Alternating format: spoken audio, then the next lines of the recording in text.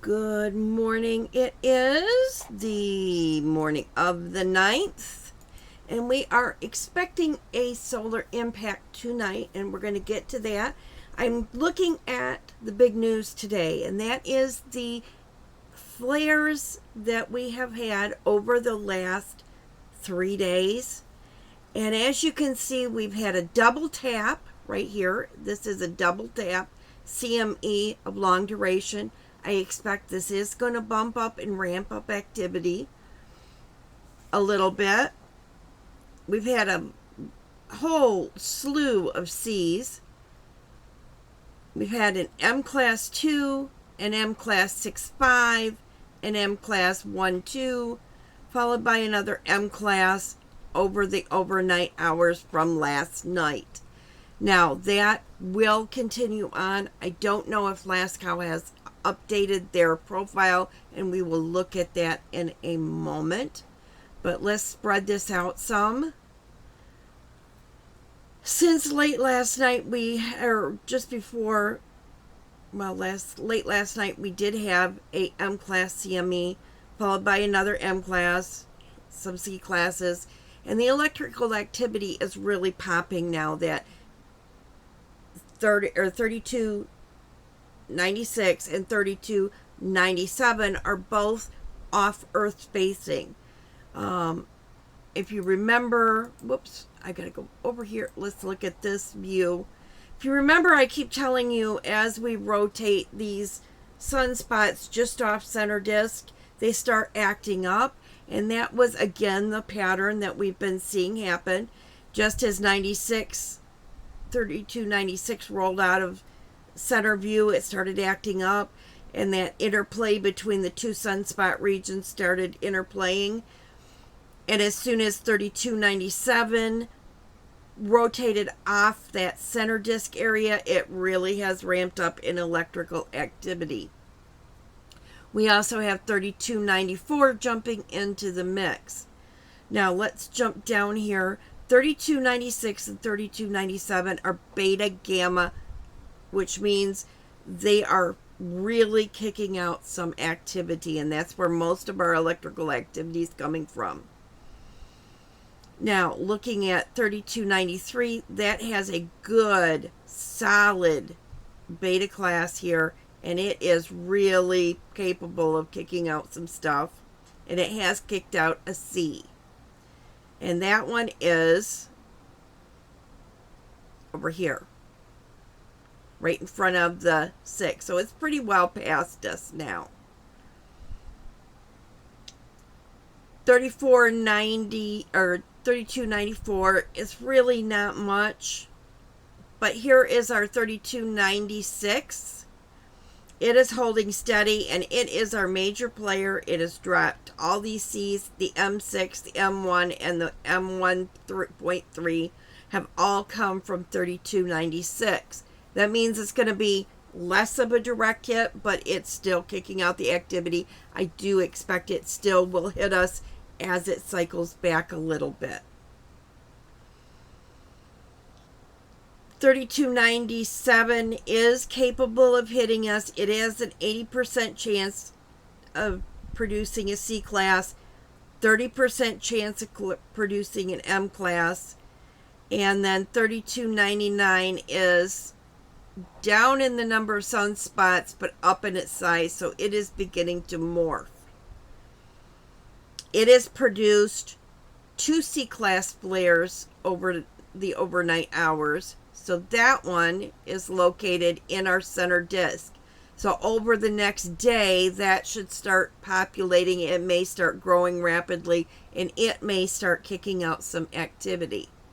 And just over the limb here, we're beginning to see the start of the next named sunspot. We should get a full view of that later today, or start to see a view of that and have a number for it today. And that has been one of the ones that has been kicking out a lot of activity over the limb. Looks like we may have a start of a sunspot growing down here. As it develops, it may grow into something. Getting to the CMEs, yesterday we did have a full halo hit. And this is an image on Cactus of that full halo hit. Now we are expecting to see that tonight into tomorrow night hours, depending on how fast it is moving. Now, we are going to be very, very complex. Let me be very clear. Okay? We are back into a situation where we have had all these flares, all these partial CMAs, and a full halo hit. Okay? Since that full halo hit, we've had 1, 2, 3, 4, 5, 6, 7, 8 CMEs. All of these are going to be moving probably. Okay, this one's moving down and out. That's going to be an eruption that hit us. This one, I question if it'll hit us. It's moving out and away from us. This one is a large eruption. This is going to hit us. We're on the hind end here of a 3/4 halo hit. So that one I expect to be, we're going to get nailed from this one. Yeah, here, we've got a 3/4 halo hit. This one will hit us. So look for a double tap. We may get one tonight and one on the 10th or 11th. But you want to remember, every one of these storms is moving in a slightly different direction, probably at a slightly different speed. You've got another one coming here. You've got another one moving up this way. Got a blast going this way, blast going this way. This may be slightly faster than the one that came after it or the one that came before it. If these things are moving, every one of these are moving faster or slower or in a different trajectory, this is going to be a crazy, crazy, crazy time to predict. Looking at our sun, let's look at this. So we've had, I'm going to put this in motion so we can watch the film go through. Here's where most of our activity is coming from. There's one of our full halo CMEs right there. Pop, that one's going off this way. Pop, that one's a direct hit. Pop, we've got one going off this way. So let's slow this down. Let's go backwards up here. Okay, here's one. It's popping off. Right down here, we've got one that's earth facing. It's a direct hit. Looks like it's coming straight out. We've got one here that's coming kind of straight out. It may graze earth.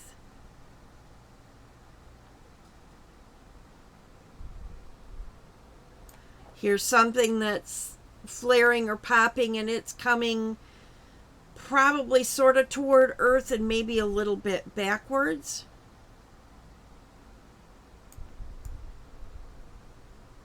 There's a big M6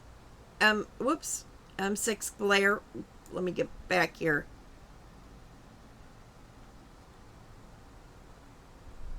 You can see the flaring going on here. Here's just a huge amount of flaring coming up there on M3296 up there. But here's a, right, if you're looking down here, whoops, here, let me see if I can pause this.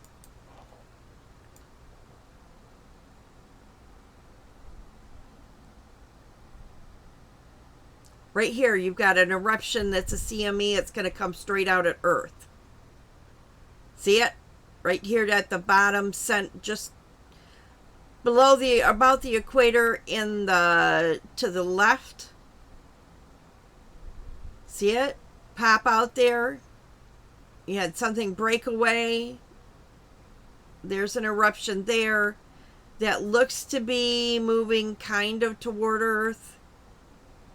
All of this is going to be moving at different speeds, different directions a little bit. So it's like throwing a bunch of ping pong balls in different directions and different speeds. And some of them may hit each other and push each other, and some of them may go past each other. We're just going to have to wait and see. But this is definitely a time we could get a scoop shovel event. This is definitely a time that the forecast may end up going bigger than we expect it to, because we do get a scoop shovel.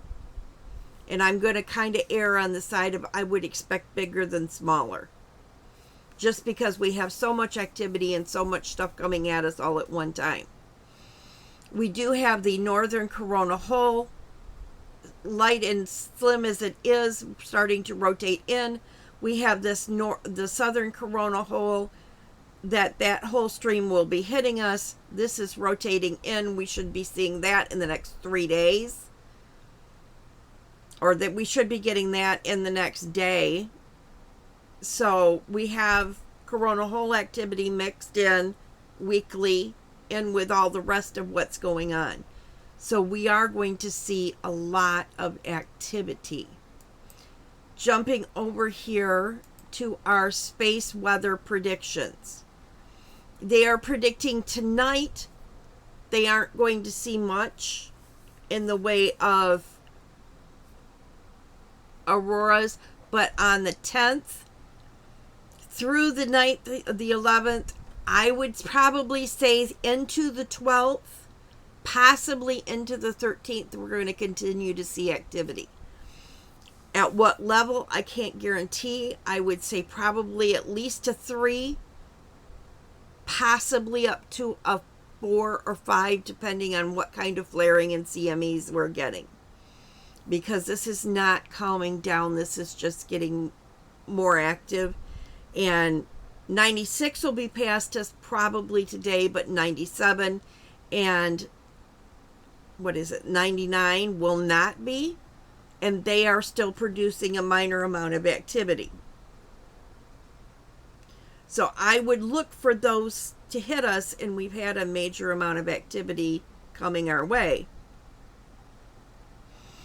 And there was two CMEs that were at least a full halo and a 3/4 hit.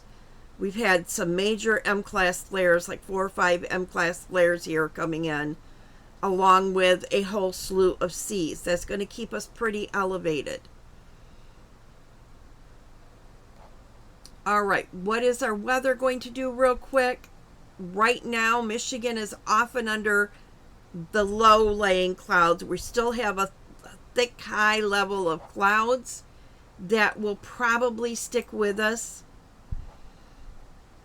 Let's see, going into tomorrow. Oh, no.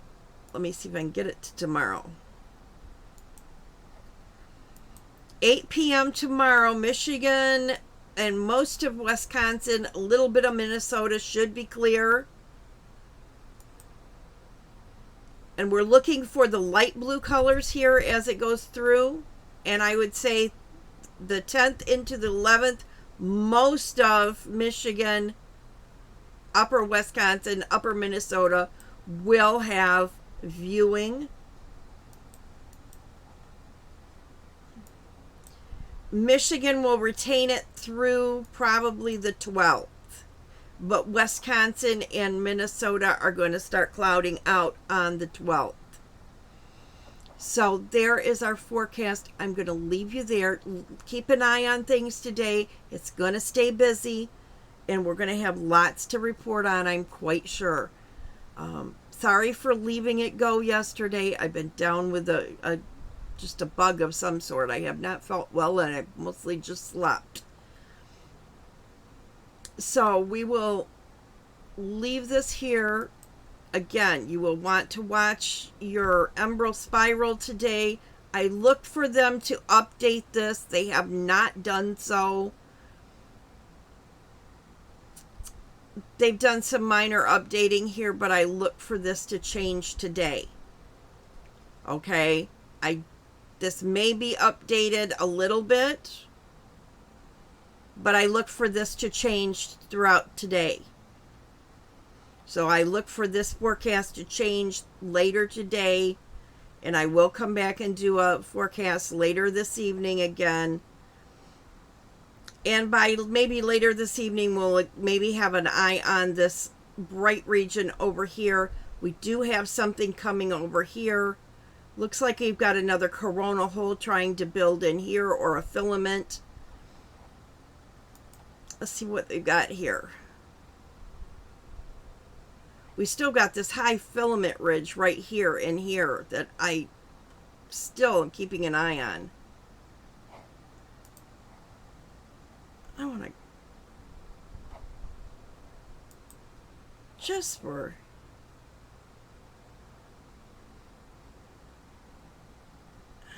let's see if there's one that has those coronal holes just a little bit better.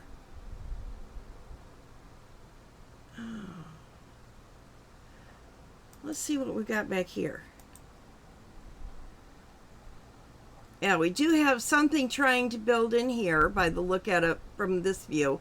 And here looks to be a very large sunspot pattern with something out of it trying to develop. So I would say we're going to have a break of 3 or 4 days, maybe 5, and then we're going to be right back into it. So looking at our calendar, by the time we get done with this, it'll probably be the 13th. We'll have a break in here of about a week, and we're going to be right back into it. And this is the stuff ahead of that corona hole that's moving in on the 23rd.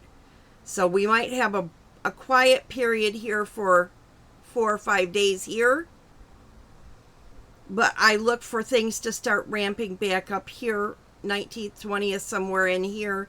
And we are back in with a prediction of a 5 on the 24th from that coronal hole. But by the look of it, it is again surrounded by coronal holes, and we may end up with another very large event like we had last month.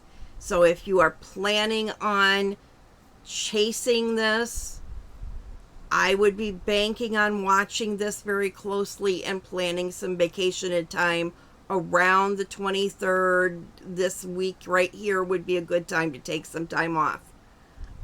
It may pop off big, it may not, but they already have this warned for a KP5 on the 24th. So I would bank that we're probably going to get another good run of activity here, and this may continue next month. And we may continue to see this activity ramp up. And the predictions are that this is more of a normal maximum. And this is only going to keep increasing. We have hit the peak that we had last cycle. We've matched it already. And we're only, what, a year, maybe a year and a half into this. So we are going to go big. So if you're planning on vacation time, I would bank on that September month. Again, you're going to watch for, like we knew last month, I told you, watch for the 23rd, around the 23rd. It's going to roll back around. So next month, you would be watching for what? If it comes in on the 24th, you would back it up to the 21st. If it's still holding together after June, in July, you would back it up to the 18th.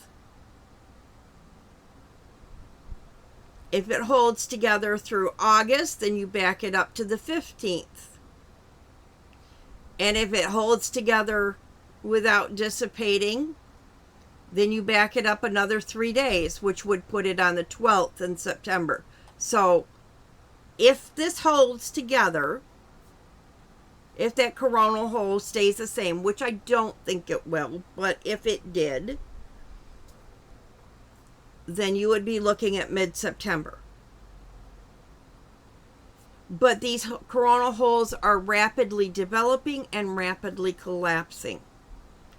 And these are going to be changing very rapidly now. As sunspots grow over them, and you will see some of the coronal holes collapse. So just keep your eyes on the sunspots. That's how you plan, or your corona holes, that's how you plan your vacations. And then it's just whether you get lucky enough to have the sunspot regions around it. So far we are, and the pattern is, as soon as those sunspots hit the past the center facing spot, a day out, they start to go crazy. As soon as they get out of that center facing spot, they'll start to get active and they start producing. So that's when you want to time your time off. It's right at that sweet spot. When we've got a corona hole that's past us, and then the sunspot that rolls around behind it. So once a corona hole is center disk, you wait for it. You hang out 3 days. That's when the coronal hole stream will hit, about 36 hours. The sunspot, once it's center disk and it rotates out, should hit just about that 36-hour mark if it starts kicking out a day or so behind that sunspot. So that's how you kind of figure that. So anyway, I'm going to leave it here. Everybody have a good day and enjoy.